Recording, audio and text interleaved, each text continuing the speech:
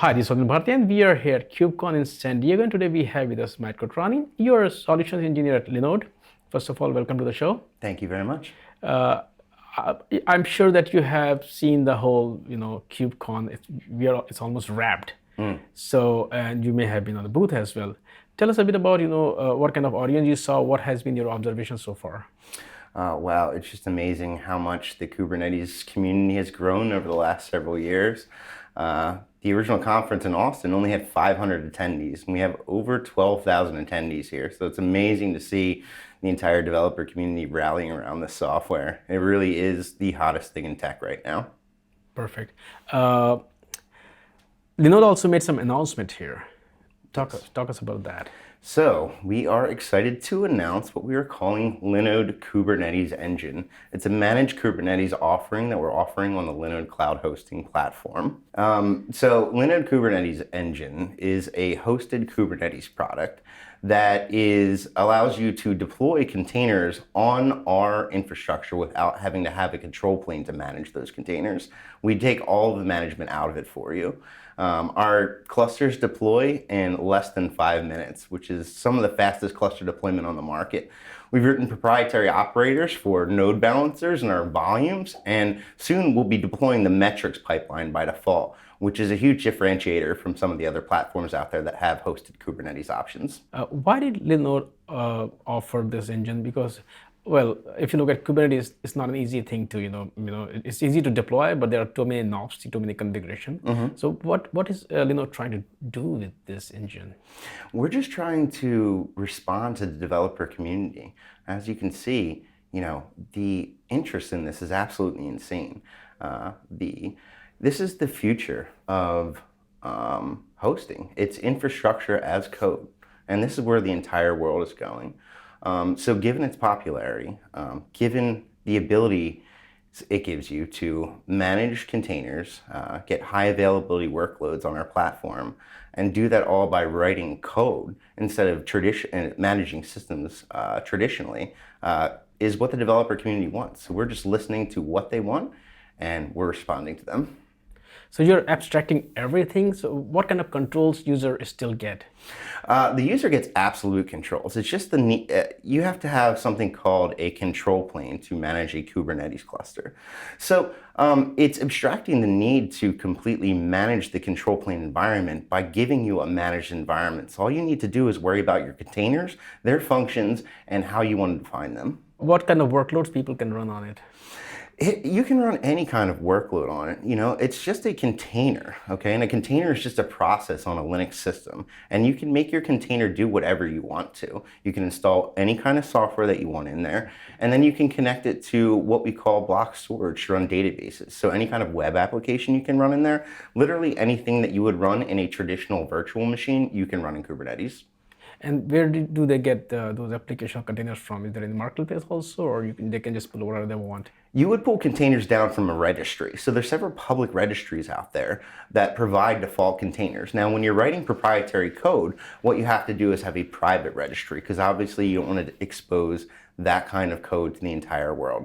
So there's several registry services around that, and we'll explore what the customer wants in developing that kind of service in the future. So are you competing, with some of the big players, or you're just, as Linode has always been, kind of favorite among developers where they run there a lot of, especially web hosting. So who are you competing against? One of the things that makes me most proud to work at Linode is the fact that we've always catered to the developer community. Open source software has always been close to our heart.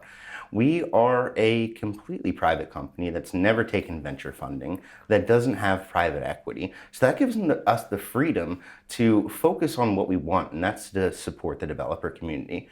So are we competing against anybody?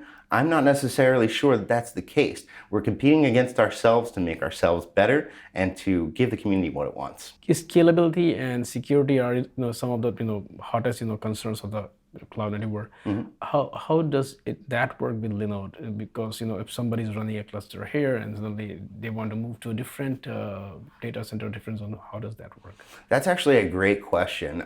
You always have the ability. We are currently in beta right now, but we'll plan on rolling out the Kubernetes offering to our 11 international data centers. We will be scaling that out to the entire community. You have the freedom to move around to any of our availability zones as you see fit. So yeah, we'll be offering that globally. And what you're saying is kind of interesting because we're in the process of developing a third-party marketplace. We don't want to lock you into our cloud. We understand that some companies have on-premises workflows. So we'll be including products like Rancher in our offering that you can use to centrally manage Kubernetes clusters on our infrastructure and on other clouds if you want to. We support multi-cloud. I'll go back to the question of containers. The biggest problem containers have is security and compliance because you don't know what is in there. You're just pulling something from Docker Hub. First of all, do you also believe that is a serious problem? If it is, how will you solve it for your customers who are running containers on there? It's not something we have to solve. It's something that's being solved by third-party tooling. What we will do is include that third-party tooling on our platform and use our MSPs and professional services team to help to the customer and the end user understand how they should secure their platform, what kind of tools there are out there to secure their platform. And from our perspective, security is of the utmost importance internally. So from that perspective, we will always make sure that the managed Kubernetes plane is secure. I'd just like to reiterate the fact that we are going to be able to deploy the metrics pipeline by default. You need to have insight into your system and what it's doing. This is something that's not being done by other providers right now. So I believe it's a strong reason to use Kubernetes on Linode.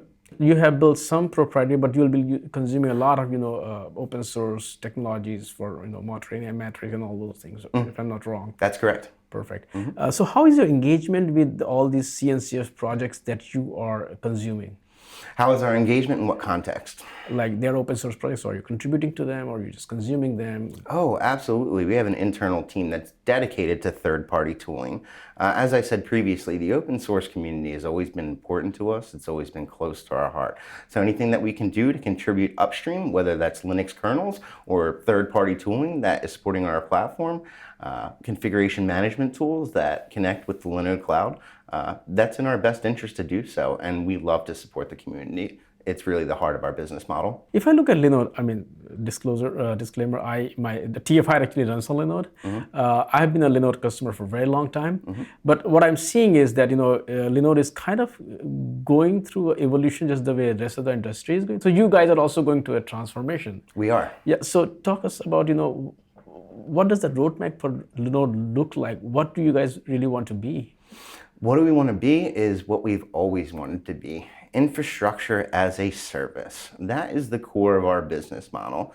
Now, the entire software world is trending towards infrastructure as code, right? So we're just trying to support what the customers want on our platform. As you mentioned, we're going through an incredible product release cycle right now. We've always had our base offering, which is Linodes, but now we're offering GPUs. We're offering managed Kubernetes. We're offering node balancing software. We offer backups. These are what we consider the core primitives that make up the Legos or the building blocks to do anything that you want to on our platform. So that is where we focus because you need to focus on doing one thing and doing it well. And that is our business model, and we will never deviate from that. You mentioned infrastructure as a code. How would you define infrastructure as a code in the simplest term? Code is simply the binary representation of text. Traditionally, you would have systems engineers managing the base operating system for updates.